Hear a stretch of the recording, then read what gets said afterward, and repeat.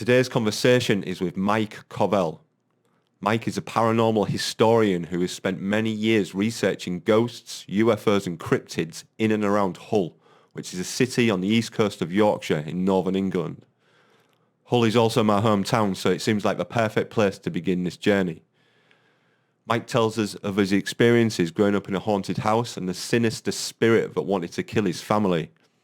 We explore the incredible paranormal history of the region, the mysterious creature that sent national journalists into a frenzy, and the world's oldest recorded UFO sighting, which was witnessed over the skies of Hull more than 200 years ago. If you enjoy the content, please hit the like button, subscribe, and let me know your thoughts in the comments.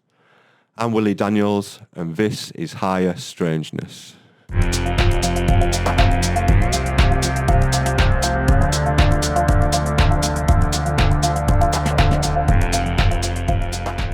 Okay, Mike Covell, welcome to Higher Strangeness. You okay? I'm good, thank you. Excellent. Glad to have you on, and thanks for being the first ever guest on the podcast. You've written more than 30 books on UFOs, ghosts, monsters, and true crime in Hull and the East Yorkshire area, including titles of The Ghost Files, The Paranormal Files, Haunted East Yorkshire, Haunted Inns, The UFO Files, The Cryptozoology Files, Humber Monster, The Beasts of Barmston Drain, and several books on Jack the Ripper. But I wanted to start by asking you about your book, Haunted Homes of Hull, and especially your experiences of growing up in a haunted house. Yeah, well, I mean, the first property I lived in was my mum and dad. I used to hear footsteps on the stairs, and this was a common occurrence. And back then I had like a little multi-gym in my bedroom. And so after school, I would go in the multi-gym and I would train. And my friends would come around and train with me, and they all heard these footsteps on the stairs, like people running up the stairs. We asked the neighbours. It was none of the neighbours. My parents used to work, so it wasn't them. And I approached my parents, and they really played it down. They were like, no, nothing, your own imagination, don't worry about it too much. Eventually, I moved out. I met my wife. We moved into our own place on a place called Durham Street in East Hull. And that place was really active. Initially, I saw my granddad just after my firstborn came into the world. And then one night, my wife was screaming, and I ran through the house. I was getting a shave. I ran through the house covered in shaving foam, and she was like, "There's a man in the house." And she described my granddad. But still, you're still thinking there's an intruder. I checked under the beds, in the cupboards, in the loft, no one. And I showed her a picture of my granddad, and she was like, "Oh my God, that's him." I mean, he died when I was like at primary school, so thought that was a bit weird. And we had a few experiences there that weren't very nice. But then moving into this place, this is where it all really kind of came full circle for us. I was born on this street. I lived on this street all my life. This was just another property on the street. I knew several families that had lived in here over the years. And this is in East Hull, is this? East Hull, yeah, just off Oldness Road. It came up, and it was 4 doors away from my mum and dad. And so I thought, I'm going to move down there and, raise the family down there. And we moved in, and the first thing that happened really was my son was having a lot of night terrors. We were spending a lot of time at the doctor's. He would wake up on a night telling people he'd seen a man at his door, and the man had a bit of wood in his hand, and he was banging it into his hand. And then my daughter used to, when I tucked her into bed on a night, she'd say, "Where's the little old lady that sings the songs?" And I was like, there is no old lady. And initially, you're kind of thinking, it's kids' imaginations, And one evening, Bradley woke up, he was screaming, and I ran into his room and I hugged him. And he put his head on my shoulder, and he leant right into me, and he went, "It's behind you." And I looked, and there was no one there, but my heart's racing, and I'm thinking, what the hell? So my wife was like, "Why don't you go and research it? Why don't you look in the history centre and see if there's any history on the property?" And I remember I went, and there's a thing called the Hull Times Index, which is an A to Z of subjects that are in the Hull Times newspapers. And this covers like a century of history. It's amazing. And I remember scrolling through it, and it just said murder on 7th Street. And I thought, that's my street. That'd be cool to print off and just show the neighbours, conversation piece type thing. And I remember getting so obsessed with this murder, I printed off about 20 newspaper reports. And it was only when I was sat in the cafe, I was drinking a hot chocolate, and I was reading through it, and the address was my address. Oh my God. I thought, oh crap, So I remember I went home to my wife, and I sat down and said, I have researched the property. Basically, what happened was on April 1st, 1945, a guy called Fred Watson came home from work. He got an axe and he put it through Mrs. Garbutt's head 6 times in the living room, which is just over my shoulder. So Mrs. Garbutt was living in your house at the time? Yeah, she was the homeowner. Right. So he was the lodger. And he was a lodger, and right. He dragged her body into this room where I'm sat right now. He tried to turn on the gas taps, and when the gas taps failed, he took a rusty knife and tried to cut his wrist. The police came, kicked down the door, and they arrested him, and they took him to the hospital on Beverly Road. And he escaped. He ran into the town centre, but back then Norfolk Street Police Station was there, so he got arrested again. Right. They took him back to the hospital. They bandaged up his wrists. They sent him to the police courts. In there, they deemed him insane. He went to the asylum, and in the asylum, he killed himself. So I've got to sit now and tell the wife that our property is linked to a murder. And she's the one that told you to look it up, isn't it? Yeah, exactly. So I told her all this. Typical woman, she wasn't impressed. She sort of said to me, well, she asked the all-important question, where's the husband? Where's Mrs. Garbutt living alone? So I went back to the archives and had a look again, and even further back in time, I discovered that in 1929, Ernest Garbutt had left the property. It looked like he'd been beat up and thrown in a Humber, basically. And he washed up near Grimsby. Mrs. Garbutt went over to identify his body. So it potentially, Mr. Watson, the lodger, could have killed him to be with her. And then after all those years, just snapped. Yeah. And took his axe to her head. But I remember telling my wife the story and saying maybe this is why things are happening. And we called the Diocese of York up. We spoke to our local church. They put us in touch with the Diocese of York. And Father Phil Lamb came down to the property and he blessed it. And it was really funny because he walked in and he said, don't tell me anything about your house. He walked to the bottom of the stairs. He said, there's a man at the top of the stairs with an axe and he wants to kill you and your family. And I was like, I swore a little bit and said, he can sling his hook. But yeah, it's not a scary place to live. There's none of this. You don't see stuff moving and doors slamming and people getting dragged out of bed and all that stuff. It's just a house. It's just a home. My children love it here. I've got a cat. I've no idea where he is at the moment, but he's quite relaxed in here. Occasionally, you might get the smell of lavender, or you might get you might hear footsteps and things like that. Nothing. The smell of lavender, did you say? Yeah, like I call it old people smell, but like the smell of lavender will come into the room, and and I'll just be sat here, and it'll just kind of waft through and disappear. And sometimes people have come and said, "Oh, we've seen something at the corner of our eye walking by," and then I've said, "Right, I'll tell you the story," and then I tell them the story. But yeah, it's funny because shortly after we'd moved in, after I'd done all that research, after we'd had the priest in, a guy from Sky TV came knocking at the door, and my eldest went to the door. He was chatting to him, and my eldest came and he was like, "This guy wants to speak to you. He used to live here when he was a little boy." And I was like, "Oh, cool." So I went out to talk to him, and the first thing he said was, "Is it still haunted?" And I told him all this stuff that I'd found, and he was blown away by it. And he was like, "I'm going to get in touch with my mum. I'll get my mum to contact you." And his mum contacted me through Facebook, and she told me all their stories, but she obviously never knew about the history or anything like that. And did they corroborate with the story? Oh yeah, there's the back bedroom. It was all in the back bedrooms where everything was going on. And she said we could hear noises. The windows would close by themselves, and you wouldn't be able to reopen them. He was, physically trying to reopen them. She'd hear footsteps on the stairs. All this sort of stuff, and it was all in the same areas where we'd experienced stuff in the 2 back bedrooms of the property. Right. So that was interesting. And then I remember one of the neighbours that I've known for like all my life. He came over and he was like, "This is the haunted one, isn't it?" I was like, "Why did you not tell us that before we took it on?" But I believe in fate. I believe things happen for a reason. And our family believed that we were chosen for this house so that we could uncover that story. Yeah. And every year on April 1st, we light a candle for Mrs. Garbutt so that her story is remembered, and I talk about her online and stuff like that. And I've done a few live streams on the anniversary to talk about the history of hair and things like that so that her story is remembered. It's funny you mentioned the lavender, actually, because when I grew up in a house in Cottingham, just opposite St Mary's Church, if you know that. And there was an old lady that lived next door to us. I don't know how old she was, but when I was a very young kid, she seemed very, very old to me. Anyway, she died. She had lots and lots of cats. But my dad used to go into her house and like look after her, take care of her while she was still alive. But anyway, after she died, we had a few incidents. We saw mist on the stairway. Like we had like strange feelings, if you want. But there was a very distinct smell I lived in the back bedroom. It was a very distinct smell. I remember to this day of Parma violets, I put it down as, but very similar to smell to lavender, isn't it? It was like that sweet sort of like lavender smell, but hung around in my room and I couldn't find the source of this smell.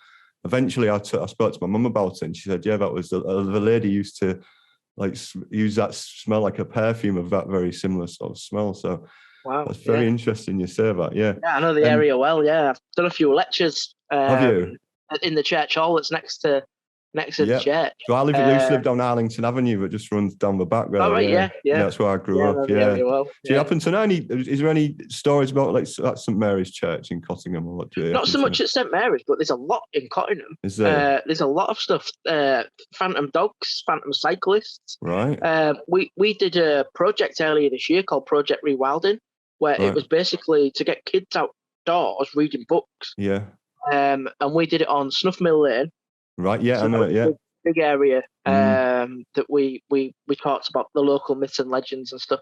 And then at Ferrens Hall as well. We went to the gardens of Ferrens Hall and we did it there. And it was wonderful. So many stories in Cottingham. And the kids loved it. And I loved it as well. I remember we was on Snuff Mill Lane talking about people have seen a man walking down the path towards the railway and he vanishes. Yeah. And I go back through the archives and I found this wonderful, it's not really a wonderful story. I found a story about a gentleman that was working on that railway track and he got hit by a train and it took his head off. So I was sort of saying to the kids, this story, this gentleman, I gave them the name of the gentleman and said this could possibly be why people are experiencing paranormal activity along the lane. And as I did that, the train went steaming past and all the kids crapped themselves. Yeah, incredible. Yeah, there's some really good locations definitely for some haunted stuff in Cottingham for sure. Another house that's been really in the news, haunted house in Hull over the last few years has been 39 De Grey Street. Can you tell us any information about that? I worked on, I just finished filming on Most Haunted Live, which was way back in 2015 at Halloween. And I remember a week after the show had aired, I bumped into a gentleman on Oldness Road in Eastall, and he basically said, it was wonderful seeing you on the TV. A haunted house, that would be a right money spinner if you had a property like that. And that was the end of the conversation. The following week, I bumped into him again, and he said, you'll never guess what? I've got a haunted house. And he sort of said to me, it was a morgue, it was a mortuary, it was a funeral parlour. They made coffins there. It was a hostel. There's been deaths and murders and suicides and 20 kids were killed in there and all this kind of stuff. So I asked him for the address. I said, I'll research it. And he said, oh, no, we've tried to research and nobody can research it. So I had to wait until it appeared in the newspapers at that time, £69 a ticket to spend the night in there. And the property was 39 De Grey Street. So I went to the archives, spent an entire day in there, using things like the trade directories, the Burgess rolls, the polling books, the electoral rolls, the census. I was able to build a timeline of people and companies that were based in there. And the facts didn't really match up. It was never a funeral parlour. It was never a morgue or a mortuary. It was never a hostel. There was no deaths, murders, or suicides ever recorded in the property. There was never 20 kids killed in there or died in there or anything like that. One of the stories was that no one would live in there and that the previous occupant had been dragged out the bed. She'd been held against the wall. And she'd called the police, and the police turned up and ran away from the property. So I managed, using the electoral roll, I managed to trace the last person to live in there. And I contacted her through social media, lovely lady. And she basically, her first comment to me was, it's all a load of rubbish. Right. And she lived in there and she said it was a lovely family home. There was never any incidents of paranormal activity. She was never dragged from the bed or held against the wall. She never called the police. So then on the flip side of that, to confirm her story, I got in touch with Humberside Police and sent them a Freedom of Information request. And they as well confirmed that they've never been called to the property and they've never had to deal with any paranormal activity in there or anything like that. So the story just started to crumble. It was actually owned by a family called the Hardacres. I don't know if you remember Hardacres Removals in Hull. Yeah, I think so. They had it. There's a warehouse at the back of the property that was used for their removal firm. So there was never anything dodgy or suspicious, and there was never any stories about it being paranormal until the current owner took it on. Right. Local neighbours and people living on the street have said we'd never heard any such stories until the current owner took it on. So historically speaking, all the stories that they're coming out with are rubbish. They're all nonsense. Is this something you have to come up? I guess like with the, I mean, you'll have known, you've been in this game for a while now. We've like the new digital, new media, this new wave of ghost hunters and research and that coming into a lot of it on YouTube, etc., etc. Is that a big problem? You see more and more of just people just inventing stories and just to get headlines, just to get clicks, just to get clickbait and stuff like that. Is more of a problem? I mean, a lot of them will post a Facebook Live video, and instead of saying we're going to investigate this property or we're going to investigate this area, it will be all in block capital letters, and it will say things like "demon seen here." Yeah. Witch seen here. Oh my God, you won't believe what happened to us here. Well, nothing has happened yet because you've only just started the live stream. But people will watch it. They get the views. That's right. And a lot of the time, you'll say to, "Have you looked at the history?" Oh no, we've not looked at the history. And for me, the real people and the real events are getting ignored while we're concentrating on kind of this fake history that people are making up. And it happens a lot. You'd be amazed how many times. And someone who is really interested in this, and I want the evidence to be there. I get a lot of threats from people and things like that. The flip side of it's quite dark, and I've had issues where I've had to contact the police regarding threats and stuff. So really? It's really interesting. Just because you're trying to do the proper research, and sometimes I guess with these people, it's easy to just cut corners, isn't it? And exactly, just get the headlines.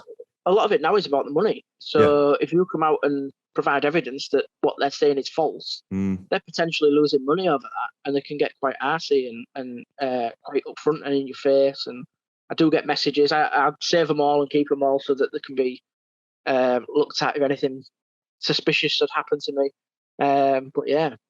You mentioned before about you appeared on Most Haunted. You think you appeared on Most Haunted a few times, and how is their research, and obviously they spend a lot of time researching the history of the locations of buildings. How did you find that experience? Yeah, it was someone, as I remember growing up, we used to watch them on TV all the time. My wife and I would watch them every week. We'd watch all the live shows and stuff like that. So to be given that opportunity to work on it and see how it's made and things, and just meet them and talk to them and be in the same room as them, it was such a wonderful experience, because you always hear rumors from people, this is made up and this is fraud and this is faked. Being there with them and sat there having a chat around the table, they have a genuine passion for the paranormal. They're really interested themselves. They do a lot of research, and I kept plucking cases out the air, and they were saying, "Oh yeah," and they would all join in the conversation. So that was lovely that they'd gone away and done quite a lot of research, and they were quite well versed in it. But the other thing as well, being on set and watching them, how they film and how they make the episode, essentially what you see on the TV is what they get. I mean, granted, it's cut down to 45 minutes on TV. They spend up to 12 hours in there. So you're not seeing all the bits where nothing happens, because that would be boring. You're just seeing the highlights, basically. But there were times when you'd be stood there freezing cold, waiting for stuff to happen, and nothing was happening. And then there was, on the flip side of that, stuff happened that we never got on camera. We basically had a locked off room where we sat and had sandwiches and something to eat, and we ordered a takeaway between filming. And myself and there was a gentleman that came along, and his daughter was on the crew, and he'd just brought her. He was the driver, basically, and he was just sat around with me, and we were eating sandwiches and having a cuppa, and it was the middle of the night, and we were on our own in this area that was completely locked off from anyone, and we could hear footsteps walking through the building, but the footsteps were like, they had no shoes on, so it was like bare feet like slapping on the floor, and it sounded like they were wet. And we walked out into the hallway and there was no one there. And, I sort of turned to him and I was like, we're on our own. And if they're off filming, like, right at the other end of the building, what the hell was that? And he was real skeptical. And at that point, he was like, I have no idea. And I could see him trying to rationalize it. So we never got that on camera. That was filmed. That was not filmed. It wasn't part of the show. And it was never discussed in the show. And it was a really interesting piece because you've got this guy who doesn't believe, who's now faced with the fact that something a bit weird's going on and we can't explain it. But yeah, they're so down to earth. They're lovely. They took me under the wing. It was so nice to work with them, and we're still friends. We still stay in touch. I still speak to quite a lot of them on the crew. So yeah, but maybe plans in the future to do more. Has been discussed, but obviously with COVID and everything, it's difficult at the minute. But yeah, we'll see what happens in the future. For sure, yeah. Are there any other like especially haunted places in like a Hull area that you've like uncovered with your research? Yeah, I mean, one of the big ones that I really enjoy writing about was Royal Station Hotel. Oh, right, yeah. In the city centre. I mean, it's a big, prominent building. I'd done hundreds of investigations in there through the years. Basically, when they were building St. Stephen's, the hotel was really empty because they were pile driving. It was noisy. So I'd say to them, can I come on a night and set up my gear and just go off and investigate? And I was quite lucky that the duty manager was really interested in the paranormal. So he'd come with me and we'd go off on our own and we'd film. And it was really interesting. And I went away and did the history, and I discovered in the hotel there were 4 very suspicious suicides in the hotel, where gentlemen would book into rooms and cut their own throats and stuff like that. And that had never been published before. And I remember when I first published it, there was quite a big... People were shocked. You don't really see that when you go to the hotel. But there's been a few cases like that where I've published the real history. And people have loved it. People have thought, God, we never knew this, and I like that. Yeah, it's nice when you see these big buildings that people walk past every day, like with their big fancy facades and stuff, and you never really kind of like look up and think about like the history, but we're just filled with so many hundreds of years often of like history, and like God knows what's happened in there, down the years. I'm not sure if people outside the local area realised just how badly affected Hull was during World War II and how heavily bombed it was. I know there was an awful lot of loss of life. Do you see any like paranormal activity as a result of that ever? Oh yeah, I mean, one of my favourite stories. I was lecturing out near Willoughby, and this couple of ladies came over at the end of the evening and said, "Oh, we work in a property on Ferrens Way called Crown House. Right. It's currently where the job centre is." And they said they were down in the basement and they saw this staircase going up to a concrete capped roof. And on the staircase, they saw what looked like legs wearing navy blue trousers and black leather boots. And these legs walked up the staircase and disappeared. And they asked me to look into it. And I went back through the history and I discovered that it was it took a direct hit in 1941. The building was fortunately saved. But during the bomb dropping, there was a police officer called PC David Garton, and it was his job to run up those stairs, open up the doors and get people down into the shelter. And when the bomb dropped, he was killed. And the official files say that the last thing he did was run up these stairs, open the doors, the bomb dropped, and afterwards all that was found was bits of his navy blue trousers and bits of his black leather boots. So to be able to go back to them and say, maybe this is why you're experiencing this. And a few years ago, we were granted access to go down there and film. If you look for it on the Hull Daily Mail website, you'll see the film footage and the history's on there and stuff. And while we were filming, we could hear children giggling and running around, and we could hear footsteps on the stairs. Now, it's an old World War II bunker. The ceiling is about 2 foot thick, so that you can't hear anything from upstairs. And the fact that there were families that were killed down there was a lady called Susan Wood and their children. They all died down there. They were all killed. So to have that, and it was really funny because I remember the cameras were rolling and physically you could hear it, but the cameraman was like, "I'm not picking anything up." And all of us in the room were looking at each other like, we can hear these kids. And it was really weird, and it was such an experience. And we're hoping it will open up for the Heritage Open Days so people can go down and experience it themselves. Fantastic. I've actually got a question here from a friend of the show. Question from Martin, a lead singer of Hull's #1 rock and roll cover band, The Monos. Martin asks, apparently during an air raid on Hull during the Second World War, was a direct hit on a fire engine down Calvert Lane, which 7 firemen died and their remains were never found. Do you know anything about the incident? And have you heard of any reports of ghost fire engines? I've not actually. No, that's an interesting one. And I have actually worked on it's called a Roll of Honour, and I did it for Humberside Fire. Right. So I do have quite a big, extensive list of firemen killed in Hull. Right. But I've not heard of that one on Calvert Lane, but that's quite interesting. I've not seen it in the archives. I worked on the World War II project for the Hull History Centre, right. where we transcribed all the documents and stuff so they were available online. So I spent a lot of time in there working on that. And I also worked with Suggs on World War II treasure hunters. And I also worked on a TV show called The Bombs That Changed Britain. And I've not heard of that story. That's an interesting one. Do you ever get scared on any of your investigations? Is there anything that unsettles you, or are you you've got nerves of steel these days? Well, I always say it's not the dead that you should be afraid of; it's the living. I have been on some investigations where a lot of the stuff I do centres around a lot of the old cemeteries and stuff like that, and we often find people camping.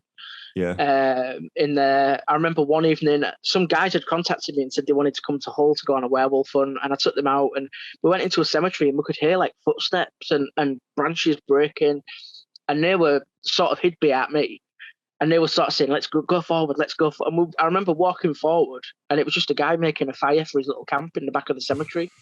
But at the time, I remember thinking, "What if this is something that's a bit dodgy?" But yeah, sometimes. It can be quite creepy. I had an experience in a Hull New Theatre where I was scratched on my neck, and that really freaked me out because I was by myself at the time when that happened. I was in Royal Box B in the theatre, and earlier in the evening we'd heard footsteps in there, we'd heard furniture moving in there, and I was sat in there on my own, and it felt like someone had blown on my neck, and I basically got the radio and said, "Come and get me now. That I'm done. I'm over this now. Let's go." And I remember going down to the toilets in the bar, and the cameraman who was with us was stood in the cubicle next to me, and he looked across, and he said, "You've got big scratches on your neck." And I went over to the mirror, and I had 3 big scratches, and I'd not felt them, but that really freaked me out. And I didn't go back in there for about a year. And eventually I went in and sat in there, and nothing happened, and I kind of got over that fear. So yeah, there has been some interesting... Yeah, theatres are wild. Like for anyone who doesn't know, the Hull New Theatre is one of these huge, big, like Victorian style theatres, isn't it?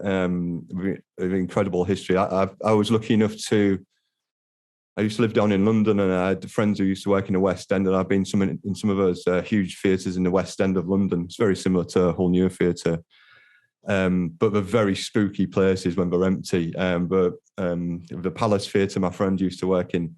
He used to work backstage, and like you used to be able to go down and down, like underneath in the basement. Used to go down about 10 levels, and there was all these stories of different tunnels that used to go out across London and stuff. But very spooky places, theatres, well, especially when nobody's in them. I think that energy resonates, doesn't it?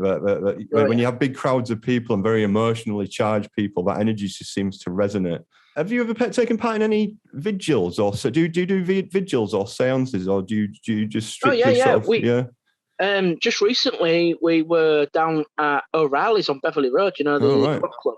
We spent the night in there. We tried a few different things. We had some interesting stuff happen. And what we do is we'd set up equipment all over the building, and then we kind of remove ourselves, and we will sit off at a distance and just try and get stuff to happen. And one of the most interesting ones, we had the EMF detectors were going off, and these things had just sat on the table all night and nothing had happened. And then we'd say, right, if you're here, go up to the table, and they'd start flickering and flashing, and stuff would be making noises. And you'd go down and nothing would be there. Nothing could explain that. And so that was an interesting night. But I've done hundreds of investigations across Hull and East Yorkshire. Right. And steadily branching out into North Yorkshire now for the next series of books. Right. But yeah, I love it. I just love being in these buildings at night when it's dark and everyone's gone home and there's no one around, and you're on your own. So, you know, if anything does make a noise, there's no one there to make a noise. Yeah, I love it. I love the atmosphere. Do you ever get worried that you're going to like conjure up any kind of like entities that are going to attach themselves to you? I know you hear it. Like, I hear all these stories of people saying all sorts of stuff. You know, you never quite know with anything like that. Yeah, well, I've done I do basically what's called grounding, which keeps me sort of in this world, as it were. How does that work? But basically, it's kind of like an old prayer that basically puts you in touch with nature and the earth, and keeps you on this sort of level, so that spirits can't drag you off to their level, sort of thing, or that they can't come through and attach themselves to this level. I do a lot of protections, prayers and stuff like that. I'm not religious. Right. I did go to a house blessing this week, which was near a property that I used to live in. And for the first time in a long time, I was terrified. And I don't know where it is now, but I actually took a Bible with me, and had it in my pocket. And I don't use crucifixes or anything like that, or Bibles, but the property really worried me. Really? And it turned out to be quite nice. It was quite a nice place, you know, but I remember thinking, you know, I didn't sleep much the night before, and I was really thinking about this property. And it was really interesting because the row of terraced houses where it was, all of those properties on that side had experienced stuff over the years. So I'd had lots of residents contact me, and every time it was always quite negative, people getting scratched. And we went and met the homeowners, and they had some quite negative experiences, but we were able to sort it all out for them, and they've not been in touch since. So fingers crossed, it's all at peace now. And do you think? I know you've said you're not religious, but do you think with the phenomena of, especially with like ghosts and the spirit world, do you think it's connected to religion? Like, do you think that like amplifies it, or how do you think it's? I mean, obviously, there's a lot of religious iconography attached to that sort of thing. How do you think that affects it? Do you think people that are from a religious background are more likely to experience things with spirits and ghosts, basically because they've been brought up in that kind of like mindset? Yeah, definitely. I know. Obviously not having a set religion, I've studied quite a lot of different religions over the years. I remember going into a European property where they'd experienced paranormal activity, and they'd come over from Europe, and their house was haunted, and their religious views just totally baffled me. And she was basically saying that the way they see spirits, they see them all as evil. Everything is evil.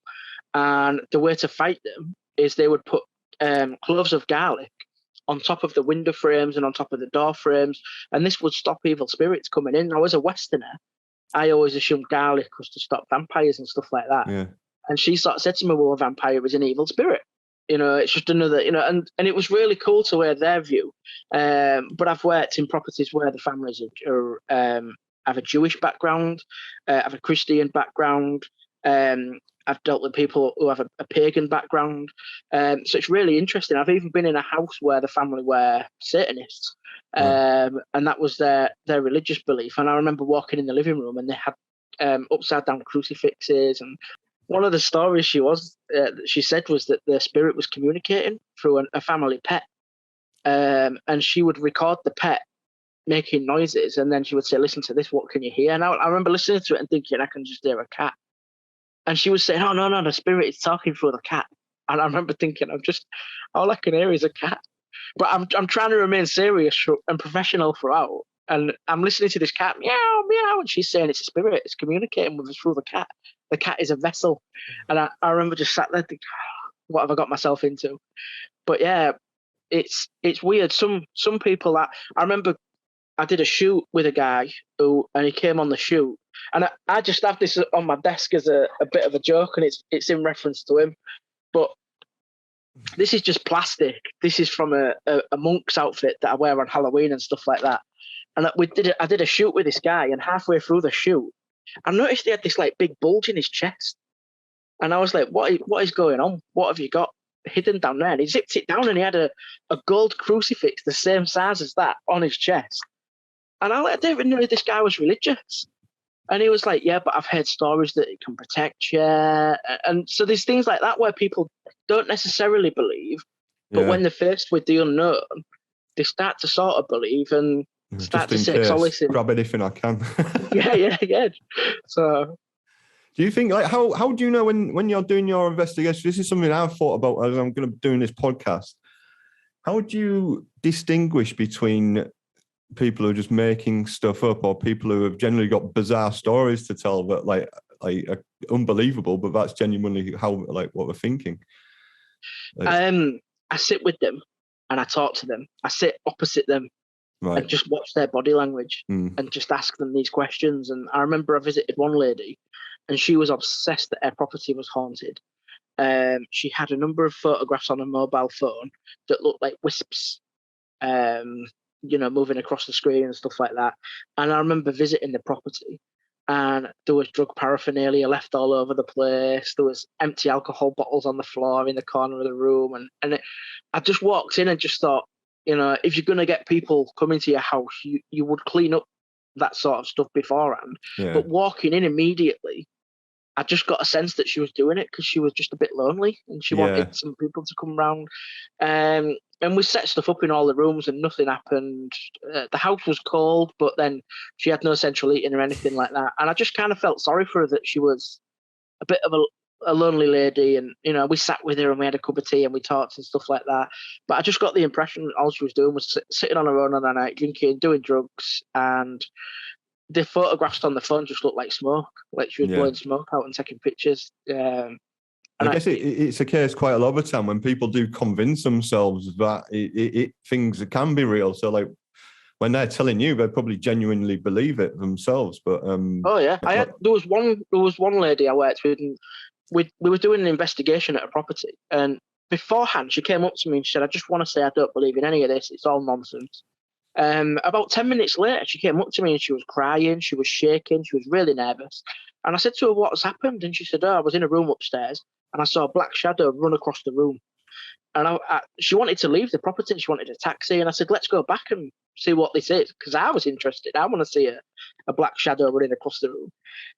So we goes upstairs and she was really nervous. She was grabbing my arm really, really tight. And all of a sudden we see these two black shadows run across the room. And she goes to run and I grab her and I said to her, "Stay. Let's stay and see what this is." And we stayed. And again, two black shadows went across the room. And all it was, cars were going by outside and their headlights had caused her shadow to be cast onto the wall. So she saw her own shadow move. So I was able to explain to her, this is what it is. And she was so relieved afterwards. And she said, "I can't believe you took the time to explain that to me." She said, "Most of the people would have just said, it is haunted. There are ghosts. Thank you for paying your money. Here's your taxi." Yeah. And she said, "Thank you for explaining that to me." And she's, and at the end of the night, she came up to me and said, "I've had a wonderful evening. Thank you." And it's just nice to be able to help people like that. But she really, really believed that shadow was some sort of demonic shadow figure. When it comes to ghosts, obviously, I think you do get things that people have just made up or looking for attention, whatever. But on the cases that you genuinely think that there is a phenomena there, how do you explain it? How do you rationalize it? What do you think, like, these ghosts are? Do you think they have the spirits of dead people, or do you think it's like an energy field, or how do you justify it, like, yourself? Well, in a lot of cases that I visit, I'm able to go through the archives and show to them that there has been a death associated with the property. And more often than not, a lot of these are quite tragic before the time, and I will go to the archives and I'll basically print off the newspaper reports and show them and say, "Right, this is your address. This is the date of the newspaper, and you'll see that these people are linked to this property and this person's died." So I will be able to provide historical evidence of a tragedy. It's my belief that that ghosts are the spirit of dead people. And I don't think I've ever visited anywhere where we can't really explain it, through that sort of means. I remember visiting one property and the lady said she'd seen people sat there and their arms were moving like this. And of course I was laughing and giggling. And it was only when I'd gone and researched the property. Her house was built on an old dairy farm and they would have been milking the cows. So, and I remember her explaining that to her and she was like, "Oh my God." She was like, "It makes sense now." So a lot of the times it's all about the history You know, and then occasionally there is the odd one where you go and you can't find the history, you can't find anything weird or anything like that. I work with a lot of mediums and stuff, and we go around properties and they kind of explain how energy fields work and stuff. So I'm constantly learning from people. Yeah. And I'm spreading my knowledge as well and helping others. But yeah, I mean, it's so interesting stuff like that. So interesting. It is, yeah. It's what, in fact, is the main reason I've started this podcast is I've never, in my entire life, I've always wondered, like, are ghosts real? Are UFOs real? And I can't work it out. I can't say one way or another. So by asking experts like you, I hope to, at least in my own head, come to some sort of, well, God knows what's going to happen, but we'll see.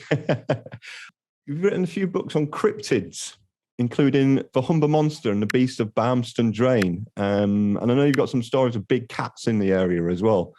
Can you tell us a bit about those? Yeah, I mean, when I got into the paranormal, to me, the paranormal was more than ghosts. It was cryptozoology and ufology and things like that. So I'd always wanted to research these stories. And I remember as a kid, my dad telling me stories about big cats on the loose and things like that. And so I spent a lot of time in the archives just going over the old newspapers. And I mean, the thing with the Humber Monster, I discovered between 1927 and 1937, hundreds of people had eyewitness reports right along the Humber, right along the North Sea, all the way up to Whitby. Right. These people were reporting a creature in the sea that was unknown. Several trawlermen from Hull had seen it. And these are guys that are at sea every day. You know, they know the stuff. And no one could explain what it was. And I remember writing this historical overview of these cases. And the media got hold of it. And they twisted it so much that it became a modern story. So that people were sort of saying to me, are you still out there looking for it? Well, no, this happened like 70, 80, 90 years ago, you know.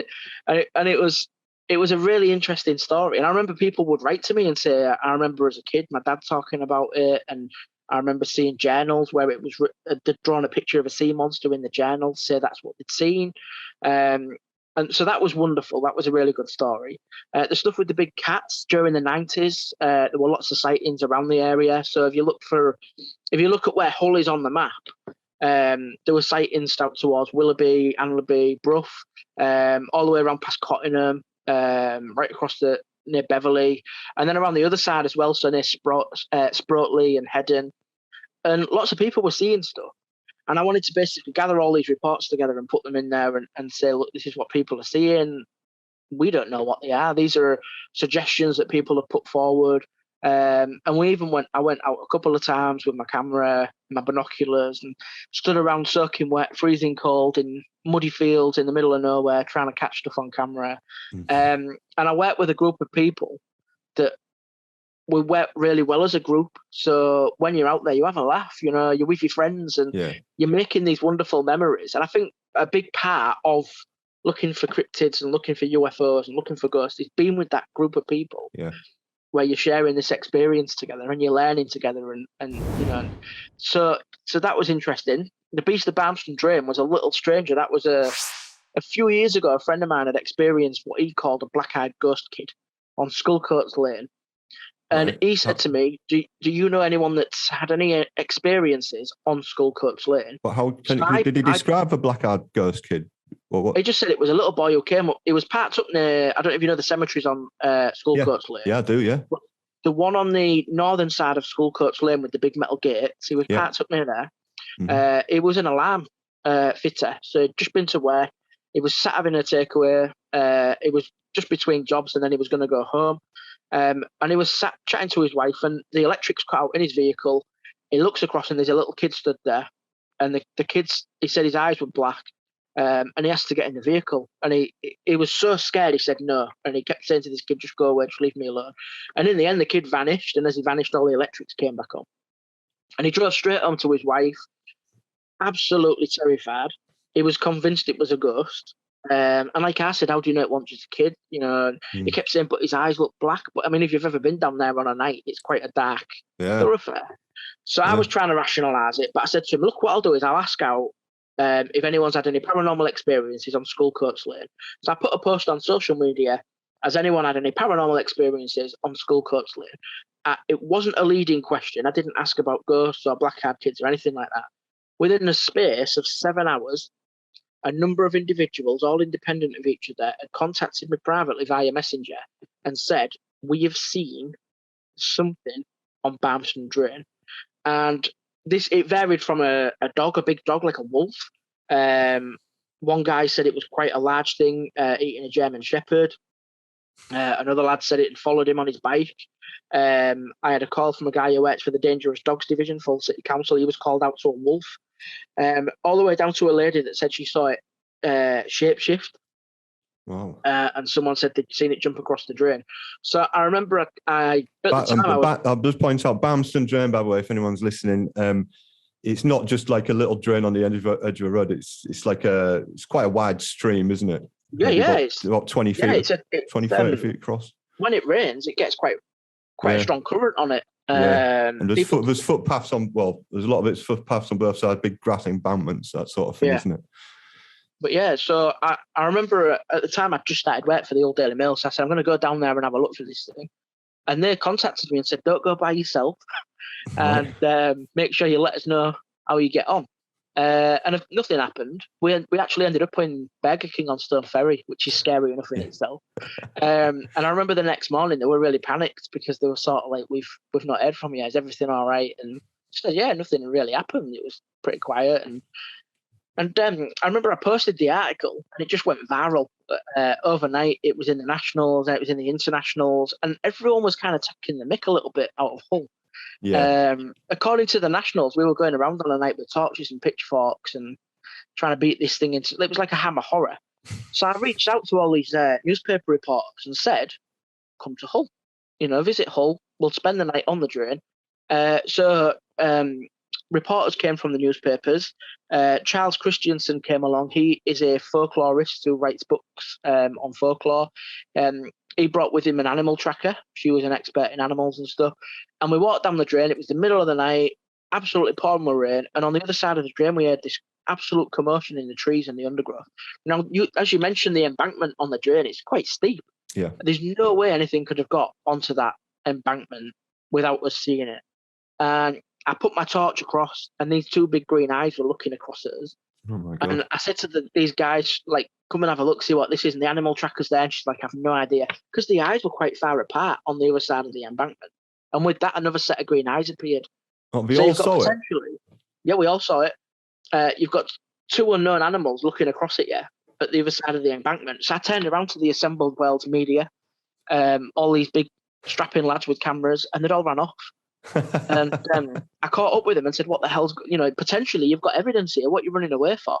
And their answer was, one of the ladies said it could jump across the drain. So they'd started to believe the story. And the next day they published it. We saw these green eyes in Hull. We don't know what they were.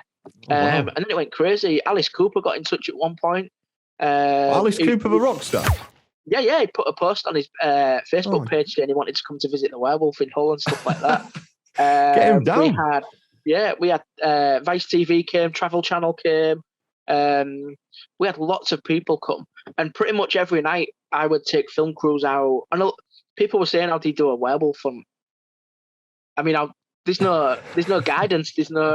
So it was basically a lot just students stood around with cameras filming, trying to catch evidence, and weird things would happen. And now a lot of it was coincidental. But when you put it all together, so I remember one night we were out there and there was one group of about 30 students and we all got separated on the drain. And at that point, everybody's phone signal went off. So we couldn't communicate with each other. And it got quite scary at one point because we were like, where is everyone? Unfortunately, people had just got lost. On another occasion, we found a grave that looked like it had been ripped open by claws.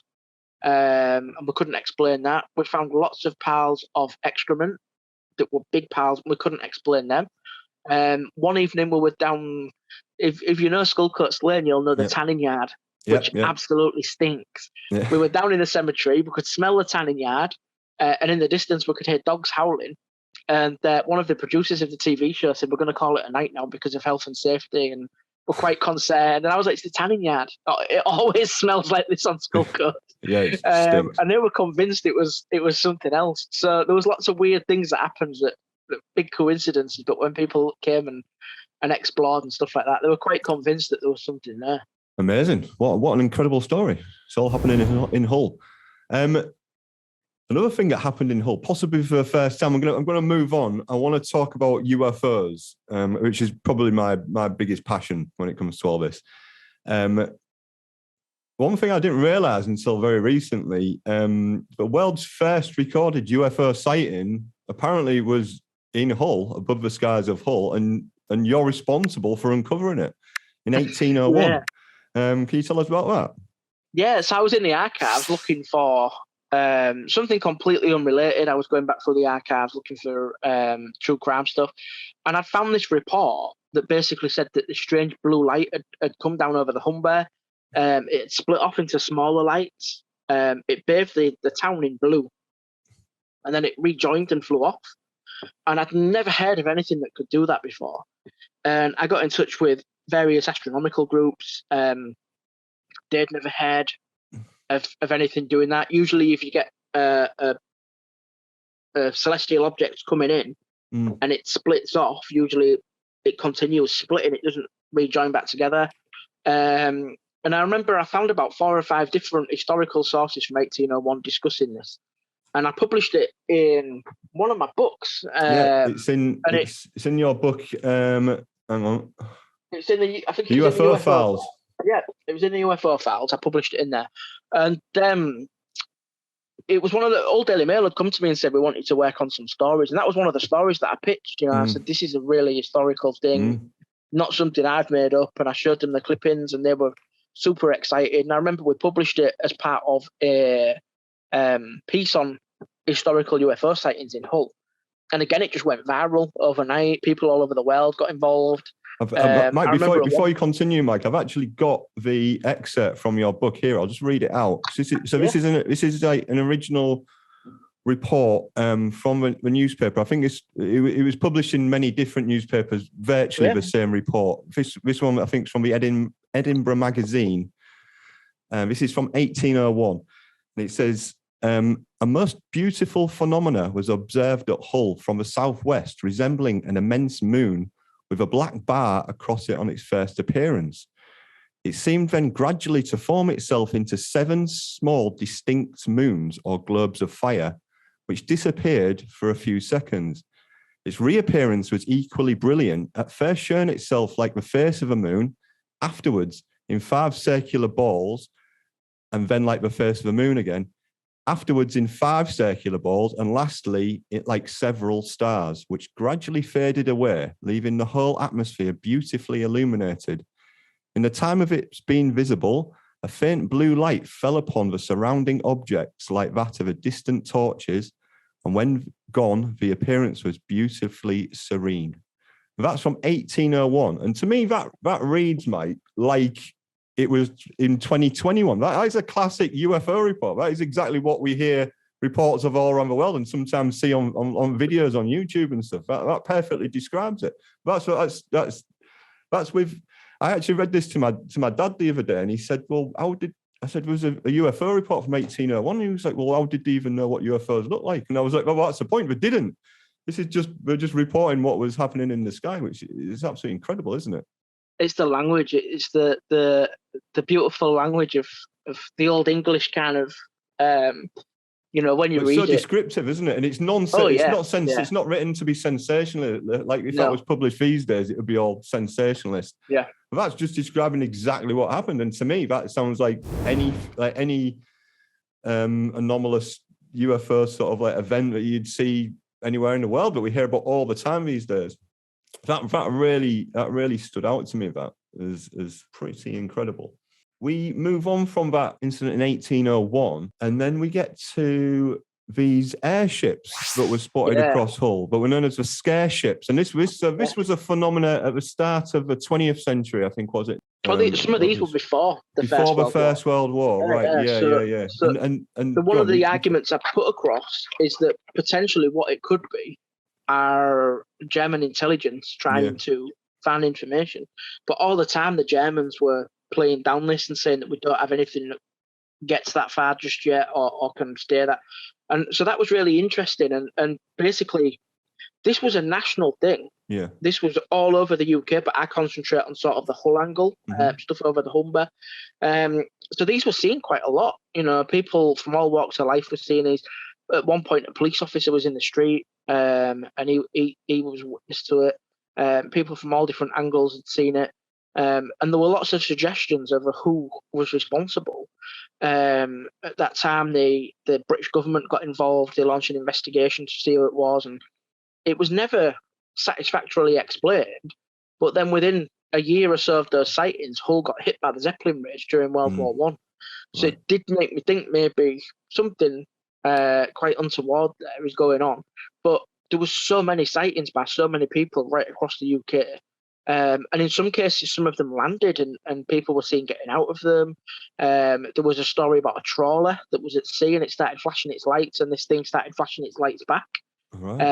And it was never really explained over who it was, and what was interesting, if it was the Germans, why didn't they bomb then? Why wait? Just so many questions left unanswered by these Scareship sightings. And like I say, I just covered the small aspects of Hull, but this was a national thing. Absolutely, yeah. We've got reports of these scare ships. I think it wasn't just national. I think it was like international reports of these ships as well, wasn't there? Stuff was seen in Texas and things like that. So yeah, it was a major unexplained flap. I've got a question another question from a friend of the show. This one's from Jake of Champion Sound Records. And he asks, is it true that a UFO once landed in a park in Hull? So, yeah, that's the 1967. Yeah. And that was on, it's in the book. Basically, here we go, chapters there. So, Longhill. Yeah. 1967. So, according to these young kids, basically what happened was a police officer walked around the corner and he found loads of kids throwing stones at houses. And he said to them, what you doing? And they said, oh, we're hiding from the UFO that's just landed in the park. The police officer never saw the UFO, but when he went over to the alleged landing spot, he found a number of burnt circles on the floor. Right. Now, some eyewitnesses said the kids had done these. They'd been setting fires. But this led to right across the estate, quite a lot of excitement, as you can imagine, a UFO landing in East Hull on a park. Recently, we did some filming for Infinite Monkey Cage with Professor Brian Cox, and the lovely Lucy Beaumont and her mum, the playwright Jill Adams. They came to my house, and I talked about this case. I showed them the documents and stuff, and Jill Adams remembers living on the estate when it happened, and she said as a school kid, everybody was talking about it, and they went back to the site. She visited the site where she remembers it being and stuff like that. But yeah, she's totally convinced it was a UFO. On the flip side, I'm more convinced that it was a group of kids that were caught doing naughty things up to no good, and that was their excuse for being a bit naughty. But yeah, it's a fascinating. And 1967 was a major year for UFO sightings globally. It was a massive flap. On average in the UK, we get about 200-300 cases a year that can't be explained. I think that year was over 1,000. So it was a massive year for UFO sightings. Have we had any crop circles in the East Yorkshire area, or cattle mutilations? In East Yorkshire, yeah, we've had a couple of crop circles. We'll go to this one. Right. There have been a few. For those of you who are listening, Mike's just reaching into his library of books that he's got just next to him. So yeah, basically, between Hull and York, during the 90s, there were a number of crop circles that were found. But one that really interested me that I've included in the book was that there was a lorry driver who used to do overnight deliveries to local farms in the area. And because of his tachograph, he had to stop driving at a certain time, and he would park up in one of the farms. I want to lay by and have his tea, watch a film, nod off, and then start work the next day. And he recalls seeing this. He said it looked like a flat egg flying overhead. And it flew in this particular direction, but it just so happens the following morning on a farm they found a crop circle. So that was really interesting to see that. And during the 90s there was a lot reported in East Yorkshire, but again we were at that we're at that area where we don't know if it's students or hoaxes. There was a couple found at Bishop Burton, which is an agricultural college, where they a large community of students. So you're always second guessing: is this something unexplained or not? And then in terms of animal mutilations, you're looking more sort of up towards North Yorkshire area. Right. I know a few years ago we investigated a case in Dolby Forest, animal mutilations, and we'd been told there was a number of animals that had been quite gorily mutilated, but they couldn't explain how these mutilations had happened. And we arranged to spend the night in Dolby Forest to film and things like that. And it was a weird night being in there on your own, walking around with a camera. We saw a few weird things. We didn't find any evidence of anyone carrying out mutilations, so we couldn't really explain it. But yeah, I mean, the UK is, especially in our region, right around Yorkshire, there's a lot of weird stuff happening. A lot of weird stuff. For sure. What about any famous abductions in here? Have you spoke to any alien abductees? I mean, there was a really famous one a couple of years ago in Whitby. Oh, really? There was he was a counsellor. So this guy was a member of the British government, and he claimed to have been abducted by aliens and taken on board their ship. But for me, where the story got quite weird was he would recreate his abductions by drawing in crayon. And it kind of took away from the seriousness of his stories. Yeah. But that was a big case. But yeah, I've done a few lectures on UFOs where people come up to me and they share their stories. Did he give any reason for drawing? He had to draw it in crayon, not even in a pencil?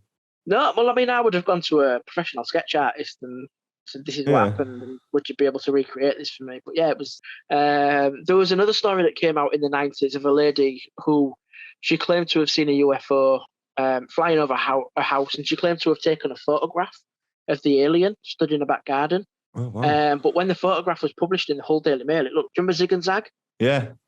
Yeah, it looked like one of Zig and Zag. It was quite bizarre. It looked like a sock puppet. I can't even say it. A sock puppet. And what really set it apart for me is that when the photograph was developed, the alien was the same size as a handle on a double glazing window, which is only maybe about this high. So the story really didn't make sense to me. Who knows what aliens could look like? Exactly. It could look like anything, but she was convinced. She wrote letters to local councillors. Local councillors in turn wrote letters to the Ministry of Defence and the government. And there's a paper trail in the National Archives of these letters that she wrote and the councillors wrote and stuff like that. So it was interesting when it creates that kind of paper trail. But the subject of UFOs has really blown up over the last sort of 2 or 3 years, ever since the Pentagon reports were released of videos and all these US government officials, anyway, not in the UK, but in the US, all these former CIA members and different Secret Service agents are suddenly coming out saying right to your face that UFOs exist. We have alien technology in some cases. How does that sit with you? Because with me, like, I don't know what to believe, really, when you hear what, like, all these very high-ranking people trying to, like, now convince us that, like, UFOs are real. Like how does that sit with you? I find it all a bit weird, to be honest. I find it weird, yeah. We've been saying for years these things exist, and the government just laughed at us. Yeah. And now suddenly they're on our side. But yeah, I mean, like things like the Tic Tac UFO, I've seen videos online debunking it, saying that it's because of the speed of the aeroplane, it makes it look like it's moving fast, but it's not actually that fast. And a lot of it's to do with lens apertures and stuff like that, and it's really weird. But yeah, I found it all a bit strange. I just wonder why now? Like, I mean, we know for a fact that reportedly for a fact that for decades, especially in the US, they've been debunking, like they've been like infiltrating UFO groups, debunking them, and doing everything they can to make the subject of UFOs into like a laughable subject, make it like a nonsense. But now, like, it seems to have gone completely flipped on its head, and it's the Secret Service agents that are now sort of like trying to plant like certain seeds, like in the minds of the public. I don't know how, all this stuff with like the Luis Elizondo stuff, the To the Stars Academy. That's where it gets a little bit weird for me, because I don't really know what the game is. I don't really know if I can trust them or not. Well, I know I can't trust them. Well, why should we never believed them before? We know for a fact we've been lying for since we were ever sort of conceived of. So why should we suddenly believe them now? We're coming out with all this unbelievable information. It seems very, very odd to me, especially when it gets down to the Skinwalker Ranch stuff. Have you followed that story at all? Yeah. I still subscribe to a lot of the magazines. Yeah. I still read all the latest research and stuff like that. The boxes that I showed you earlier are full of UFO magazines going back years and things like 14 Times and stuff like that. So I still read all the latest stuff. And I'd love to visit. I'd love to go to Skinwalker Ranch myself and see what's going on there. But it's kind of weird. All the documentaries that I've seen so far have not really been conclusive enough for me. I haven't. I think kind of it's with the way a lot of these American documentaries, like on the History Channel, I think, are shot. They're just kind of like, it's kind of like so over the top. And I remember one episode, there was a really good, they'd caught a piece of footage where it looked like they was in a field getting ready to shoot. And as they were shooting, they saw this craft moving through the sky. And they showed it about 6 or 7 times and in slow motion, and they zoomed in, and then they just kind of moved on to something else. And it was like, if that was me, I would be in touch with the local Civil Aviation Authority or the Ministry of Defence, and I would be looking at various things to say, was it something from us? And then, look at what it could have been. But instead, they just kind of moved on. I remember the episode they went off to investigate some sort of hole in the floor or something, which didn't make any sense. Yeah, I know what you mean. Like they really big it up, and then when it actually happens, it's quite ambiguous. With the Skinwalker Ranch stuff, I'm just a bit torn with it. I'm a bit torn with it, to be honest. A lot of it, I know that Jeremy Corbell, who's been making a lot of films and programs to do with this sort of subjects recently. He did the Bob Lazar film, which was good. But I've actually seen better stuff on Bob Lazar before his film, I thought. And then when he came out with a lot of the Skinwalker Ranch stuff, I was like, I don't quite know where you're going with this. But then you get like a lot of the scientists come in and try and back it up and say, yeah, we really have been researching this. There's really strange stuff going on. We've seen portals. We've seen all sorts of like paranormal stuff to go along with the UFO phenomena, tying it all in together. So it's interesting stuff. But I only think we're being told like a little bit of a story. I don't know how much of that story, the little bit that we're being told has been like just taken, like blown up or taken out of context sometimes. Yeah, definitely. Do you find though, one thing I am quite keen on is the link between the paranormal aspect and the ufology and all the other phenomena that exists in between. Do you see like a lot of a link between the two? Yeah, God, yeah. I mean, some of the locations that I've been to investigate that have paranormal activity are usually in locations where people have seen big cats. Yeah. And then they're usually in locations where people have seen UFOs. So you get kind of these hotspots of high strangeness right around the area, right around the region. And places like, Withensea, Hornsey, Bridlington, Bempton, and then inland places like Dolby Forest. I forget the name of it, the abandoned village. But yeah, there's a lot of places where people are going and seeing weird stuff. And so one day you'll get a UFO report from there, and then a couple of days later, someone else will contact you and say, well, we've seen a ghost there. And you find that a lot. They're like clusters. Pocklington, that's another weird area. York. Right. And you find that these areas where people are experiencing these phenomena from all different aspects of the paranormal. And that's why, as a researcher, I like to do that umbrella thing and study it all, because then I can study those patterns. I work with a lot of people who will just investigate ghosts, and they'll be oblivious to everything else. And I've met people that are really into cryptozoology and won't bother with everything else. And it's great to just have your finger in all them different pies so that you get an overall sort of picture of these areas. That's right. Yeah, one of the purposes of this podcast, in fact, is I was originally just going to do it based purely on UFOs, but I think there's a much wider topic, and it really all these phenomena has to be taken into account if we're going to get a full picture. Have you got any views on C SETI and the stuff that Stephen Greer does, and like the stuff that it almost reminds me of, well, I think he even says it himself, but it's very similar to like the seances or Ouija boards or even prayers and things like that, where if anyone's not familiar with C. SETI, Dr. Stephen Greer, I think he's even got an app that teaches you how to do it, and you can go off into groups of people. You find a UFO hotspot and you sit around in a circle and meditate, basically, and try and contact the phenomena through the power of meditation. Is that something you've looked into or had any experience of? Yeah, I mean, I've not personally tried it, but I've got good friends that have, and a friend of mine, a guy called Darren, he was working with it where he lives, and that night they saw a big black triangle fly overhead, and he was with two other witnesses at the time, so there were three of them that had seen it, and he described this craft as being alive. He said it was like blinking, like it was a being that flew overhead. So I know he's tried it in the past, and I've worked with people that will try and do that, and I've not actually sat in it myself, but I've watched them as they try and do it, and then you keep your eyes open and see if you can see anything. See, my thought was that if I stand outside the circle and they do it, then surely we should all see it, or will only they see it because they've sat in the circle doing this? So I wanted to experiment that way and see if that would happen, but then no one saw anything. So right. But yeah, I'm always experimenting with stuff like that, and it's the same with the ghost stuff as well. I'm always trying new devices and new equipment and new methods and things just to see what works and how well it works.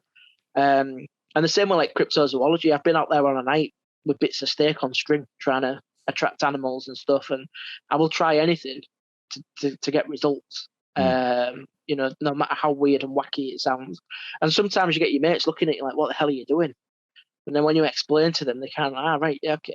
And they get on board and they join in as well. So for anyone who's interested, you do tours, ghost tours, World War II tours, historical tours of Hull, called Amazing Hull Tours. And they can people get in touch with you on Facebook if they're interested in doing that? Yeah, there's a Facebook page, Amazing Hull Tours. And we use audio digital technology, so as we're walking around, you can see old images of the city and how it looked and things like that. And we usually work every weekend. We do private tours through the week, as well as lessons and lectures and research and writing. And yeah, it's like a full-time job, this. So. Excellent. Well, if anybody's listening, if anyone's visiting Hull, or even if you live in Hull, make sure you check out one of Mike's tours, or check out the link will be in the description. I'll also post links to all of Mike's books, or at least a good selection of them that you can pick up on Amazon. I'll put the links down in the description to those too. But once again, Mike, thanks ever so much for being an unbelievable first guest, and I hope that you'll be back on the show again soon. It's been an absolute pleasure. Thank you.